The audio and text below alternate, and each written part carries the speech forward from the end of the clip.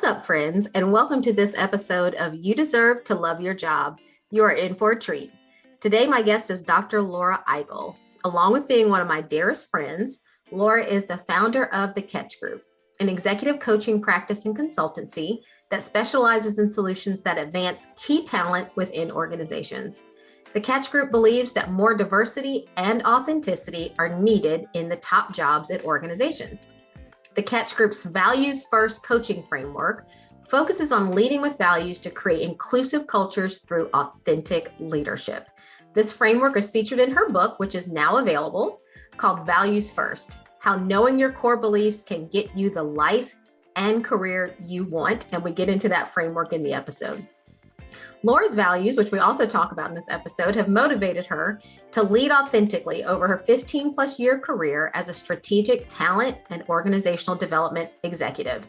She leverages her years of coaching experience across multiple business functions to coach executives to meet their personal and business goals. Laura has held roles in Fortune 50 companies as an HR executive and was previously the Chief Learning Officer of YPO. She's an adjunct professor at Southern Methodist University and is on the faculty of 50/50 Women on Boards, the leading global education and advocacy campaign that's driving the movement toward gender balance and diversity on corporate boards, which we all know is critical. Laura is the podcast host of You Belong in the C-Suite podcast. And in this episode, today's episode, we talk about why values are so important to work satisfaction. Laura shares her values and provides strategies and tips for how we can identify our own. And then we talk about what we can do to live a life in alignment with our values, which we know contributes to work and life satisfaction. So again, welcome, friends, and enjoy. Now available, You Deserve to Love Your Job: How to Find Your Purpose and Enjoy Your Life. You may not have learned this growing up, but you deserve to love your job. You will spend more time at work than in any other activity in your life, and you deserve to love it. Research tells us that people who love their work are twice as likely to enjoy their life. This book will help you create a blueprint to help you fulfill your purpose, love your job, and live the life you were designed to live. Now available at Amazon. Laura, thank you for joining. I'm excited to have you. As I mentioned, Laura's a great friend of mine, so I'm excited about this conversation. And we'll just really jump in. And one of the first questions I have, and this is, I was thinking, I don't even know if I know the answer to this. So I want you to tell me a little bit about your story in terms of how did you come to focus on values as a key component of just your work satisfaction, life enjoyment? Like, how did that come about for you? Yeah, well, Arlene, thank you so much for having me. I am just so excited for this conversation. I love hanging out with you. So this is going to be the best part of my day and week for sure. So a little bit about my story. So, probably part of this, but some of this might be a surprise to you. Okay, so, good. I consider myself, a lifelong learner and I'm also an introvert. And so growing up, I was the quiet one in a house of a very loud Italian family, right? I was in my head a lot. I listened a lot. And I also was always watching people, in the role of my family. I was kind of like this mediator or coach to my family and friends. Like I was that person that they would come to. To kind of sort out difficult situations. And when I was little, the things that I would think about sometimes, because I'm always in my head, if, fairness, for instance, was one thing that was very important to me. And I attribute that, you might resonate with this as a person with many siblings, right? Yeah. Is it fair? Right. Right. It often feels like it's not, probably, but yeah. Exactly. And so I'm kind of in the middle. I'm one of four. I'm the middle girl. And so I would sometimes feel lost in this, because I'm the quiet one, right? And so fairness was really important to me, but I started paying attention to those things, right? So what is important to me? And then early in school, I was drawn to psychology. I always wanted to understand how people and things worked. And after, so I was like dead set on, I'm gonna get my degree in psychology. And my dad's like, well, what you gonna do with that? I think that's every parent's question. When you say you're going to study psychology, they're like, He was like, well, you could, go into HR. And at the time, I did not even know anything about human resources. I was like, no, I'm definitely not doing that. Isn't that funny? I actually said, I'm not doing that. And I found social psychology. And in social psychology, I found that I took a psychology class in high school. It was one of those electives that you could take. And I was like, oh, this is really interesting because it talked about, how groups work. And so that's what I decided to do. I'm going to be a social psychologist. Okay. And I had my heart set on that, and I was going to go to grad school for that. And in grad school, so after undergrad, majored in psychology, and in grad school, I was like, oh, this is what you can do as a social psychologist. Like, I was like, oh, I'm going to be in academia. And that did not feel right. And so, I was just going to ask you what else social psychologists do other than academia. I'm sure there's other things, but I think that's the main thing. It feels like a lot of studies and studies, applications. I think now there's a lot more, models of social psychologists. You think about, or organizational psychologists, I guess, too, like Adam Grant, Brene Brown. Yeah, you're right. Those kinds of things. But when I was growing up, I didn't really see those kinds of people, right? And so they weren't really mainstream, I guess. And so I was like, academia, I don't know that that's for me. And I took another class that was organizational psychology. And so I was like, oh, that's what I want to do, because I could see the application of it. So I wanted to apply all of these things. I was like, you could totally do that in work. And I get to learn about lots of different things. Remember, I'm a lifelong learner. So wanted to learn about lots of different stuff. So then through my career, I studied personality and used, lots of different assessments. I know you've used some of the same ones, understanding like how people tick, how that motivates them. I've been in roles to then build the leadership capability of many leaders. Hint, in human resources, right? I'll never do that. Never be in human resources. And guess what? I worked with you and grew up within the human resources function. So we got to see, so many leaders in their, we've seen lots of leaders. We've seen some really great ones and some not so great ones. And so, I've got to see that at lots of different levels. So whether I was an individual contributor, whether I was at a small company or a big company, I started to see and paying attention to the ones that were doing it right and the ones I resonated with. And usually they have a couple of things in common. They're accomplished, like they're getting stuff done, but it's more about how they do it. Right? It's the how, not just the outcome. And so to me, it's, they know what they stand for and they're leading authentically.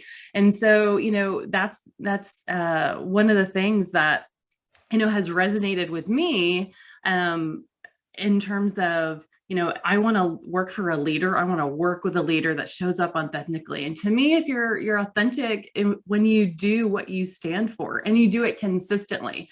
So I saw the power of that, and I've seen the power of it as a motivator for teams, but then also for individuals.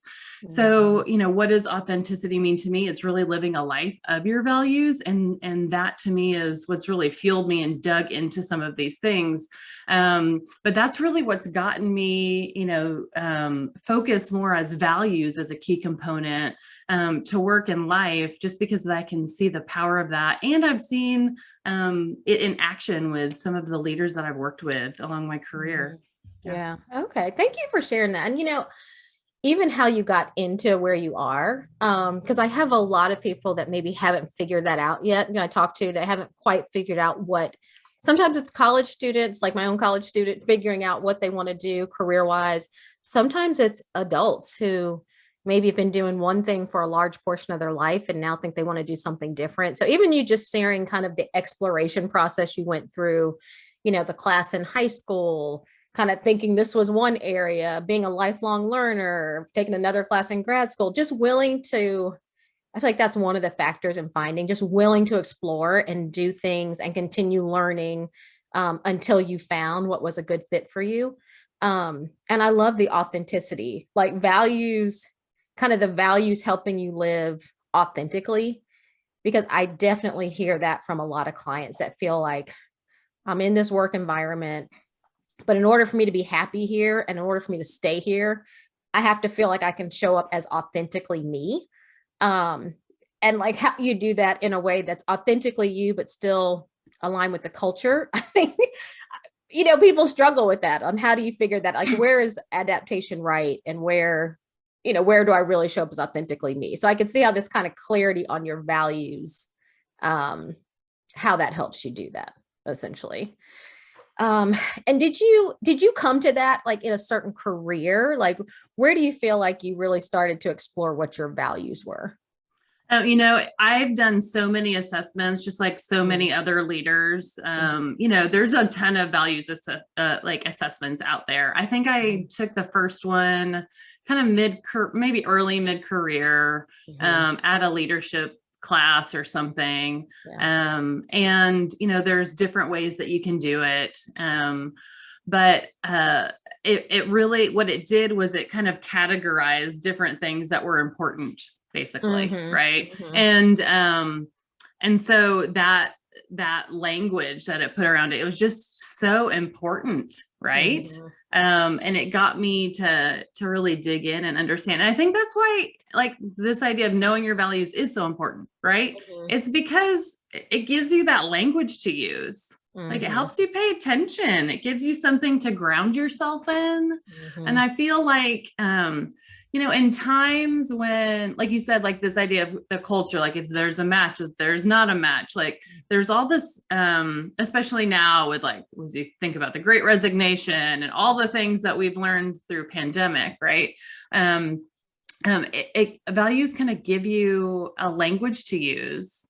And it feels like just makes it more approachable in a way to say, hey, this is the thing that's misaligned. This is the thing that doesn't feel right. Or conversely, what a fun day at work. Like, yeah. I am so fulfilled. Why is that? Oh, well, maybe it's because I'm able to live authentically and I'm living with my values. Yeah. I can see how the language would bring clarity, because it's almost like you probably know your values deep down, but if someone were to say, what are your values? I don't know that everyone could immediately answer that, because you haven't really clarified it. To your point, you haven't put the language around it. It's hard to say, oh, it's 1, 2, 3, 4, 5, or something. Yes, I completely agree. And what you find is that you hear, if you just say, oh, what are they? I will tell you, you do know what they are. Absolutely. But you might not have the words for them. And what I hear a lot often is, oh, honesty, integrity. And they're just like kind of throwing them out there. Like, right. That's family, like that. Everybody should say that one, right? Say something like faith, family, and, love, fun or so love. Right. I mean, that's at such a high level. It's probably, it's indicative of what you care about, but it's probably not detailed enough for you to actually go make decisions around it, I'm guessing. Exactly. Yeah. And so this idea of then to be able to get it, to articulate it. It's not just important to be able to tell others. I'd say the most important thing is to be able to do it for yourself. Right. Yeah. So that's what, that's the importance there is to have that clarity so that you can use it. I use it as a way, I use it in so many ways now. I use it as a way to be grounded. I use it in my leadership. I use it as a way to make decisions. And when I do that, it's almost like a filter, right? It's like this rubric that I can use and take out and see if it's if it's something that is really the right thing for me or not. Yeah, I could definitely see as a filter for decision making and what you put your time to. Yes. Because we all have more opportunities to do things and we have time to do it. And so sometimes if you get to a point where you're overly busy or overly scheduled or just worn out from all the things that you're doing, yeah, I can see your values being one of those filters to say, okay, what's lining up with that, which means, okay, those things I'm going to keep. And which of these things are just kind of, they're fun or maybe they're interesting, but they're not really my thing. So it's like, that's not aligned to my values. So why am I even spending my time on that? So I could see that being really Yes. practical, just in making decisions about opportunities that pop up. Absolutely. And it's something that you just mentioned. You're like, this might be fun. What I find more so, people aren't doing things just because they're fun. They're doing them out of obligation. They're doing it out of pleasing other people. They're doing it out of, this is what I should be doing, right? Like I should be doing X, I should be doing Y. I'll share an example. So how I should be, right? So I remember I was this was a time that we we worked together for many years. So but this was kind of mid-career and I'm in this really big job at this really great company. And I have, I'm married, have 2 small kids. And I'm like, I should be making it. I'm in it. I'm doing this thing. I'm doing the mom thing. I'm doing the career thing, the weight thing. And I'm miserable. And I'm not happy. And I'm doing all the things out of obligation, right? Like I should be happy. I should be this, I should be that. And, I find myself, I'm like dreading my commute to the office. Well, I don't love a commute anyway, but like I'm dreading like going in, I'm staying in my car a little bit longer, listening to that podcast, or I'm like, I really have the Sunday scaries, right? Like, oh, this week, oh my goodness. And I was unfulfilled and I was like, what is wrong with me? Like, I am not, something's going on, something's wrong. And, you counseled me at that time. Our good friend, Mark, counseled me at that time. And he was like, hey, Laura, you need to be able, like something's going on here. You need to name it. And so that's where he said, hey, you need a language around this. What's going on? And so that's where my values came up. And I started doing some internal digging. And what I was able to name was that I wasn't challenged enough. I wasn't learning enough. I had this really great role and I was in it, but I had been in that role for like 4 years. Right. And so I needed to change. And so remember, I had some of my internal thinking was, what's wrong with me? Nothing was wrong with me. Of course not. I needed to change that situation, but I need to put like some kind of name to it. And so that's where my values really helped me, was to say, hey, I am not fulfilled and this is why. And what can I do to then take action? And so that's, being able to name it, help me internally say, I'm doing all these other things for all these other people. I'm fulfilling all these other obligations. But I'm not doing that for myself. And what could that have looked like? Well, how was I leading? How was I showing up? Probably not as my authentic self. Yeah. I mean, I honestly feel like, I don't know if this is true or not, but I'm going to say what I've seen. My experience has been, I feel like, especially as women, sometimes women especially do a lot of what they think they should do, as opposed to your point, what you actually want to do, what may be lined up to your values, or even what you just want to do. Like showing up at a lot of events because you feel like you should be there. It's like, instead, just, send a gift and say no to the event. I mean, it's like, we add a lot to our lives and calendars trying to do what we think we should do. When in reality, it's like, who said you should do that? Where are we getting this from, that we should be at all these different things? Like, I say no. I remember one time in my career, I would look at my calendar every week and try to cancel 50% of the meetings. Ooh, so I would look out like 2-3 weeks ahead, like, because I would be in all these things I thought I should be for this or someone. So I could see how your values would help you be able to do that. And you mentioned lifelong learner is one. What are like a few other just sample values if people are thinking like, what what might their values be? And I know in your book you have lots of them for people to choose from, but what are some examples of other values? So I'll tell you mine. So I do have family. We joked about it a minute ago, but yeah, it is. Yes. One of mine is family. I have growth, which is that lifelong learner. I have development, which for me means developing others. Okay. Yeah. Achievement. That's been something that I've done kind of my whole life. This idea of finding, sometimes it's tied to that growth as well, but achievement. I have advocacy, and then also balance. And for me, balance is, it's not work-life balance. I don't think that's a thing. I think balance for me is, I mentioned I'm an introvert, and I have to get the right balance of like alone time, moving my body, whether that's exercise, a walk outside, those kinds of things, and time for myself, and to getting that balance, to get that, the pace of my week right. Yeah. Other people that I've coached, they have impact comes up a lot, or influence, connection, community, lots of different things like that. Knowledge, sometimes like being a subject matter expert, is very important to somebody. Power comes up, and that usually is like influence, or sometimes it's even, I want that big job title, and they feel a little bit bad about it. And I say, don't, if that's your value, let's do that. Absolutely. Yeah. Right. And there's, also, values of wellness, of, self-care, all of those kinds of things. What comes up for you? What are your values? Yeah, definitely. So my faith is one. Definitely family actually is one. Connection is one. So I just love connecting with other people. So I invest a lot of times in my friendships, in my connections with people at my church, or also friends, but just building broader connections. I invest a lot of time in that because I find value in it.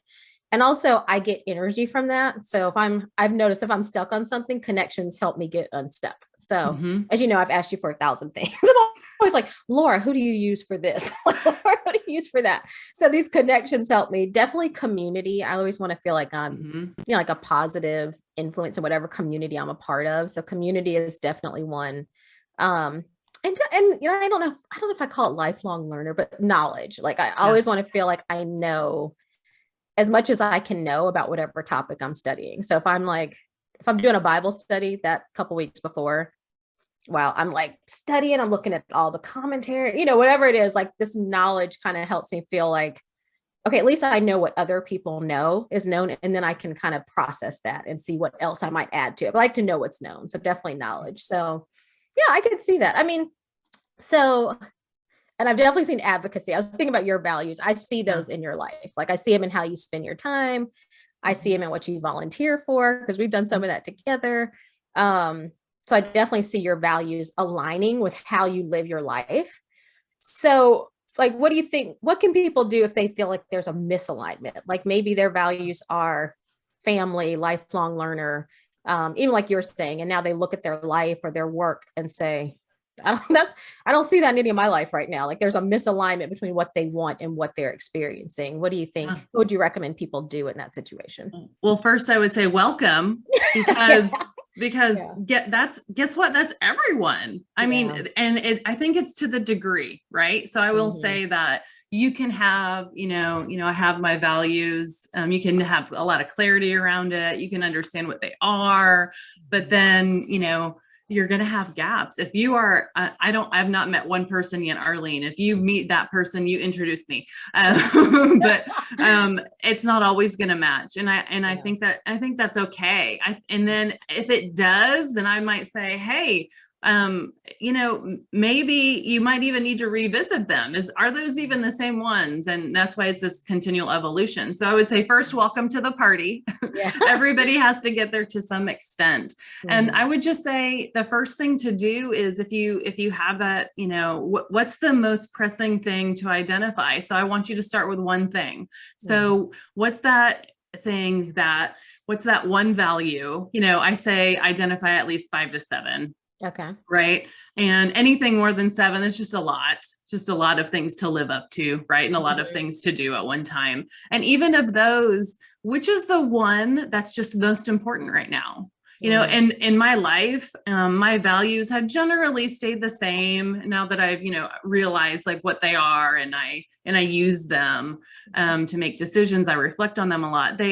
But they've even evolved. Even the definitions of them have changed. And so what I would say is, what's most important to you right now? So pick one of your values. So for instance, for me right now, maybe development's the one that's most important. And maybe it's because I'm not spending as much time developing others, whatever it might be. So I might say, hey, what is that one? And then what does that look like? And then let's make some steps to address that one thing and for that one value. And that's the one place to start. So I don't want this to think of this, it has to be this huge life change that I'm going to be making big career changes and big life changes. You could do that. And I have used my values to make big life decisions. But I will say that if you start with some of the just everyday small things, then that can help you build the muscle to then make some of those bigger decisions. So there's the next step after you kind of identify your values. Then what I want you to do is understand how your values show up in your time. You mentioned to me, by knowing me, you can see how my values show up in my time. But I will say, you have an outside view of me, like you might see things that I don't even realize, right? And so what I would suggest as the next step in the process is to audit your time. And that is part of the framework in the book that I describe how to do that. I give you a worksheet to do that. But once you do that, you can evaluate how you spending your time on a given week. And then you overlay, okay, is that aligned to one of my values? And what you might find, it might surprise you for, usually our minds go to, oh, I'm not living my values and there's this huge gap and I have all this work to do, right? Mm-hmm. Well, you might also know that the opposite is true. This idea of, oh, this is in line with my values and I didn't even realize it. Isn't that interesting? So for instance, I have one coaching client who did this and they said, I love spending time with family. So family was one of hers as well. Yeah. But then also creativity was another one of her values. And she realized that, she loves to cook, and part of her creativity comes through cooking. And she realized that as she was, that two of these kind of overlapped on the same activity, cooking with her family. And she didn't even realize that's what she was kind of doing until she audited her time and was like, wow, that's really an interesting insight to say I'm getting like multiple values fulfilled with this one activity of cooking dinner with family. And so isn't that interesting? Let's prioritize to do that even more. So that's just one realization that you might have. You might then also realize, okay, there's other things that I can, like to your point, like I can get rid of, a certain percentage of things that are not aligned to my values and then start filling that time in with things that are. Mm-hmm. Okay. I love that. Start small, figure out what's most salient to you now, which may be one particular value, because either it's something you're missing or it's really important to your life right now. And I definitely think things change. Because like I said, connection is one of my values, and I really value that with friends and my family as well, and also extending that to friends and others. But I remember when we were working together. I had this really big job, and it just was really busy at the time. Mm-hmm. And, family being another value, I felt like, I can't do all this right now. Like, it's not going to happen. And so I really decided that connections to friends was going to be less mm-hmm. so that I could spend the time I felt like I needed with my daughter and my husband, just kind of managing the things at home that I felt like needed to be managed.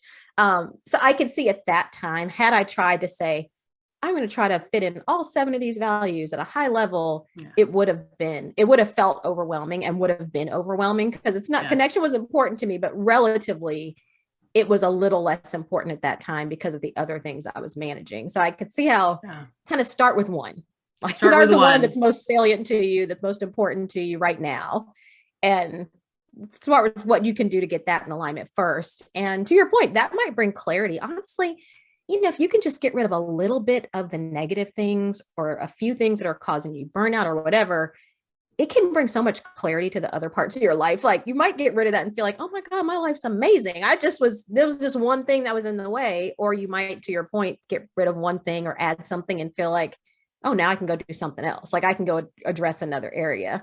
So yeah, a little bit of clarity actually can have a really big impact. So I could see that being helpful.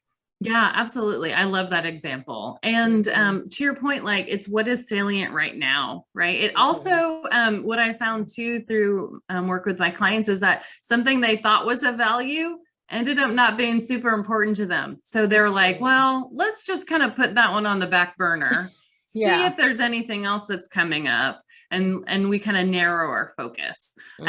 Another thing this kind of time review will do is it'll show you like other things that you might not like that you're doing, like, right. So I'm spending time binging Netflix, or I'm looking at my phone, or you might start seeing patterns. And for me, I know that if I start doing some of those like escapism behaviors that like Yes. I might be avoiding something, or I might just not be aware of it. And so I try and do that at least once a year, that like this idea of, looking at my time, because I can usually find or reshift or something. I don't always, I don't need to scroll on Instagram potentially every day, right? And if I am, what might I enjoy more? Like I know that I love reading. And so if I haven't read, it might be because I'm doing something else, right? And so even those little shifts could make a huge difference in your day. Yeah. I just saw a post from someone the other day while I was scrolling on Instagram, probably. But I saw a post the other day that said something about basically how much time are you spending looking at someone else's life versus experiencing your own.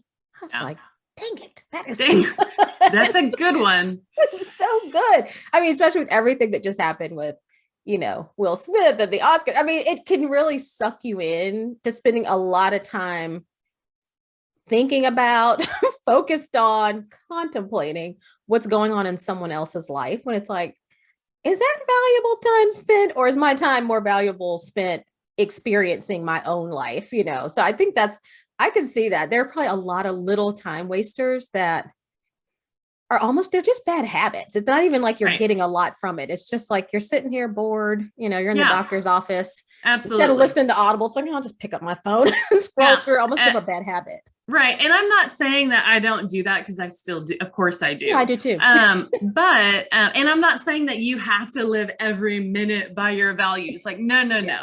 Let's be clear. Look for insights, look for things that, if I swap that out, like to your point, like when I go to the doctor's office, maybe I'm bringing my book with me instead of assuming I'm just going to look on Instagram, whatever it is.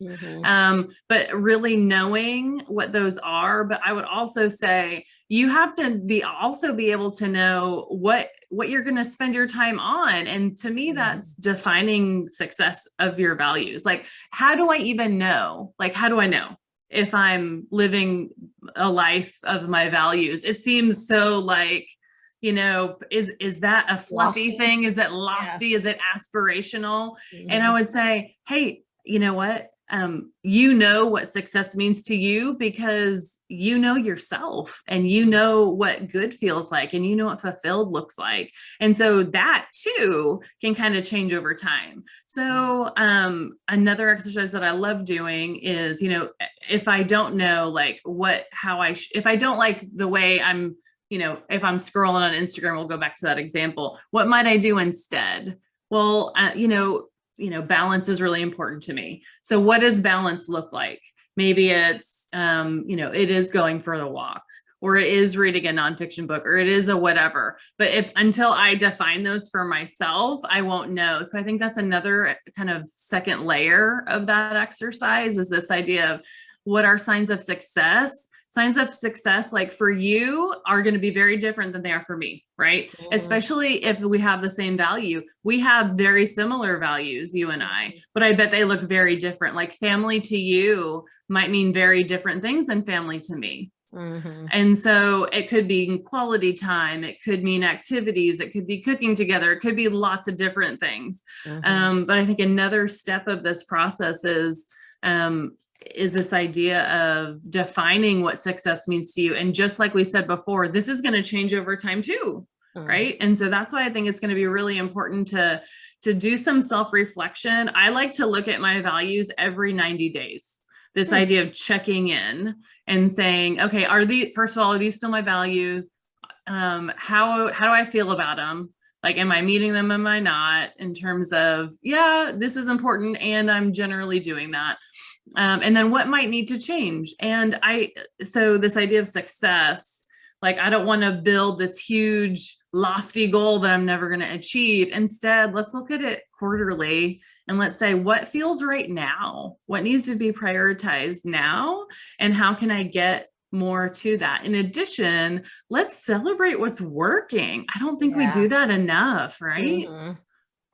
And so, how can you celebrate that? And what are you doing to do that? And it might be like living into one of your values even more as like a celebration or whatever. But that time of reflection is not just how can I do it better? It's like, hey, let's reflect on what's working.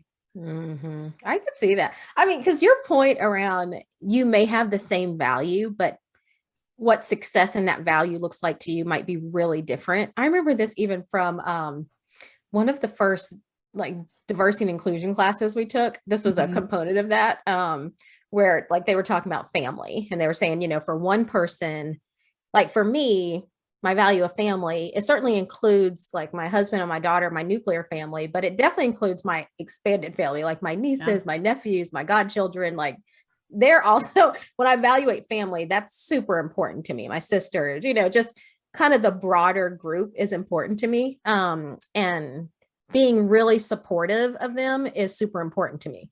But they were saying like one person might define family as really quality time. And, it's more about the investment of time. Someone else might define their value of family by working so I can provide what my family needs. So I can put money in the college fund or, whatever it might be. And so sometimes we assume that we are misaligned with people, sometimes even people really close to us, when actually we're really aligned on what our values are. Like me and my husband or whoever else might really value family, but what that means to you specifically in terms of how you get that value met could be very different things. So I think it is important to say, okay, if faith or family or lifelong learning, whatever it is important to you, like at least click down one and say, okay, what would success in that mean to me? Because it probably is really different by person. Yeah. And also success, like this idea, let's unpack the word success too. Because I would consider us with like high achieving people, and success means like, it's a kind of a loaded word. Like, am I doing it? Am I not? Or, and so success might be, to go outside and for 5 minutes, right? And that's success for today. And so I think we also need to just talk about that, because success doesn't have to be this huge goal. It could be really small things, and it probably should be, to be honest, right? And maybe it's varied things. And maybe it's just trying new things. And so like, so as we talk about success, it could just look different than it does today. And so just being open to that it doesn't have to be this like huge life-changing, I got this huge new job and it's mission driven organization. It doesn't have to be huge and big. It can be success. Like, give yourself grace to have small successes.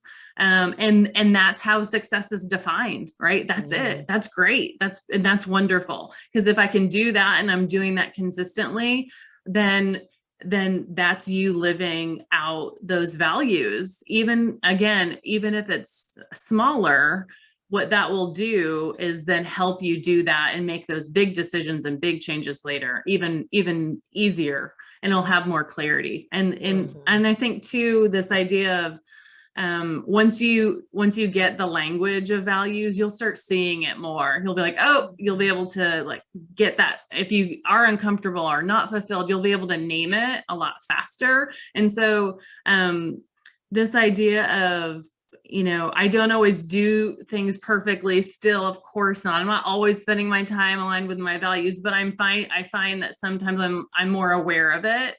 sooner than I was before. Mm-hmm. Because it's just something that I, keep in my mind. It's like, it goes back to that filter.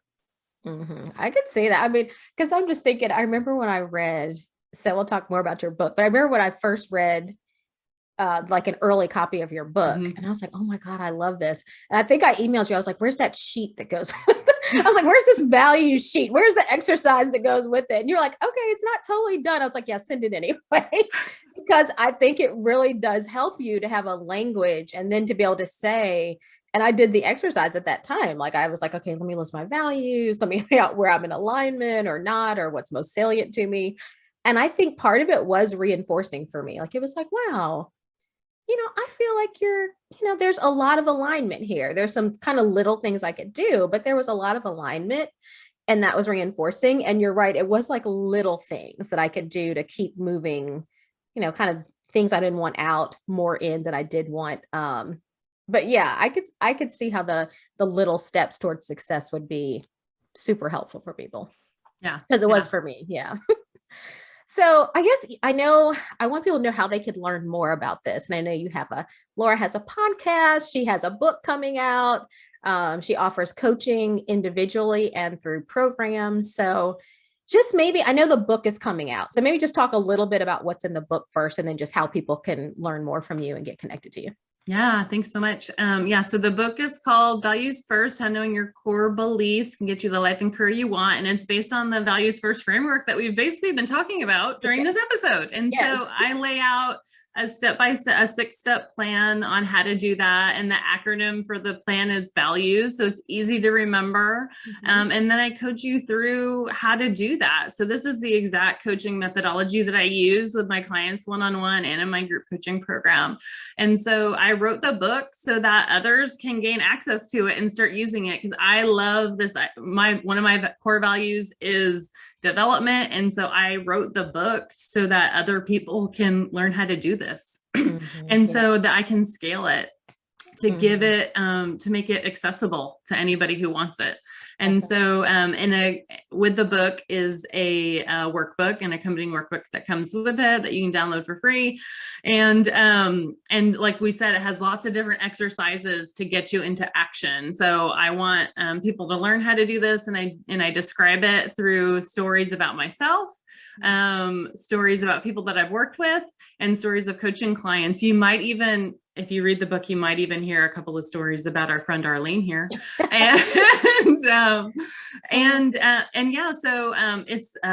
It's called the Values First Framework. And so the idea is that you read the book and follow along with the worksheets to really understand your values. And then I teach you how to take action on them.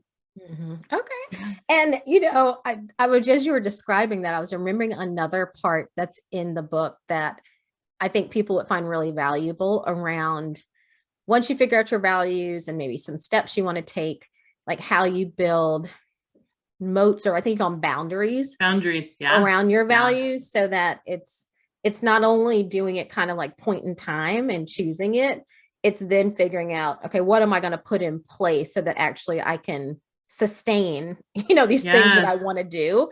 And I feel like that is like hot topic right now, in terms of, now that many of us, I won't say all, but many people have blended kind of work and home, whether you're working from home or even if you're working out, in the workforce, like outside of your home, the conversations people are having are much more kind of personal. Like it's still more blended, even if you're working in an office environment. So I think this focus on boundaries right now, especially for people, could be, even if you kind of know what your values are, establishing the right boundaries so you can actually sustain them in this particular environment. I think people would find really helpful. I love that section. I think people would find that really helpful. Yeah. And I think about boundaries. I told you before, I kind of don't believe in work-life balance, but I do believe in prioritizing your values. And that is the difference. And so you do that through building boundaries and doing it consistently. And so you think about boundaries as a way to like wrap wrap around your values. You're almost protecting your values. Yeah. You're giving it love, right? Mm-hmm. And you're building those systems to put those in place to intentionally live that life. So it could be around your time. It could be around your thought processes, but it gives you a way to do that. And so through the framework, I teach you how to build boundaries, and you're going to be more motivated to stick to them because they're tied to something that's so important to you, your values.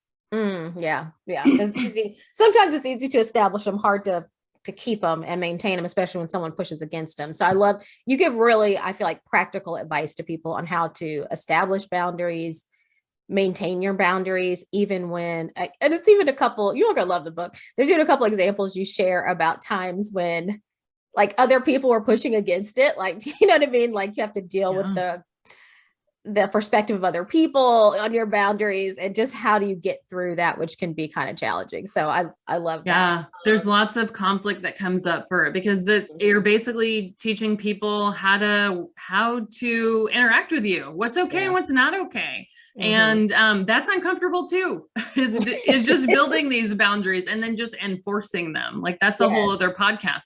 But we could let's do that. The boundaries. Yes, that's in the book. Y'all gotta. That I love that whole section because I think that's so real. That's so today, and it's so real, and it's what a lot of people struggle with. Yeah. So, okay, good. So how should people learn more? Like, what do you think? What's the best way they can find the book, or what's the best way to learn more? Yeah, you can learn more in a couple of ways. You can go to the website at thecatchgroup.com/values first, or you can listen to the podcast called You Belong in the C-Suite, where I talk even more about this with different guests and dig into how to live a life of your values. Okay. Love that.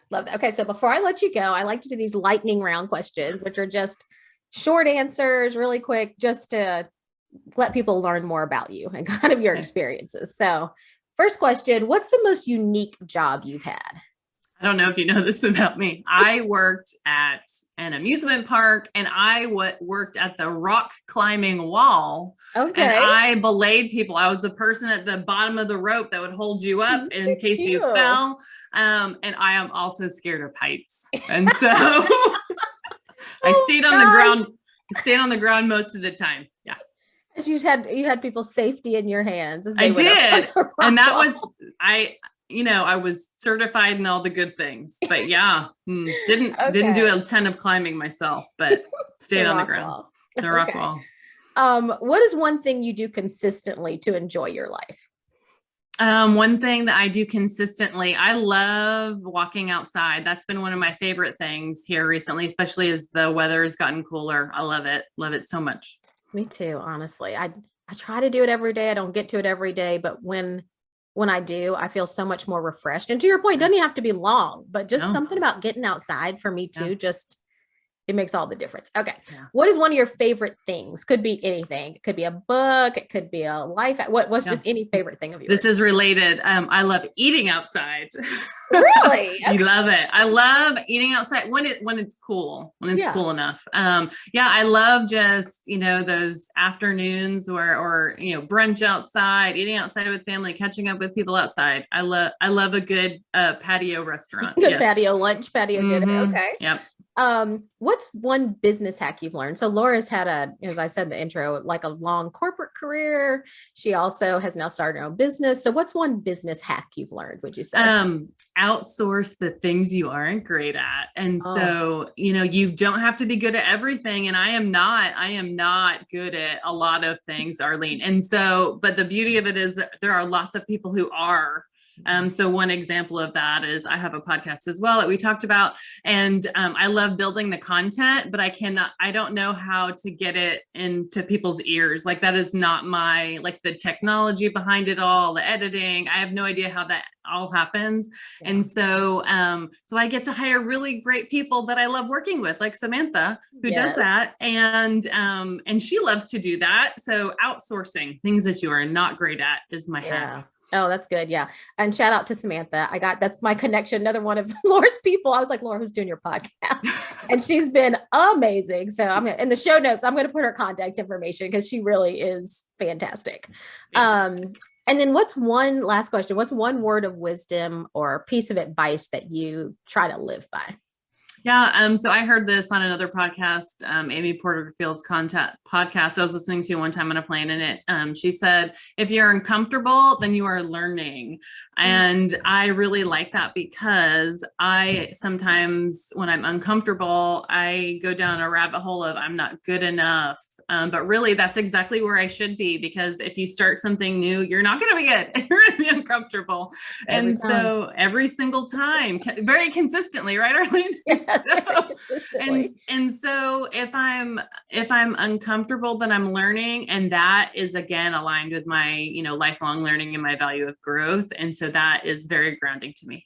Yeah. I love that. Just is such good advice. I was thinking about how, Lord knows this, before we launched the podcast, I sent her a note. I was like, maybe I'll mothball the whole podcast, because it was so uncomfortable to put yourself out there to do things that are different. Like, you really can start to doubt yourself and get to a point where you don't do something you really are supposed to do just because of discomfort. So I think that idea of when you're uncomfortable, you're learning. It doesn't mean you're in the wrong place. It means You're doing something new and you're learning. So you got to lead into it a bit. So I love that advice. Yeah. And I will tell you that that's a very big feeling when you start building those boundaries. You feel uncomfortable and you feel like, oh, well, maybe I shouldn't be doing this. Well, guess what? It's new. So you're learning. So keep doing it. Keep going. I love it.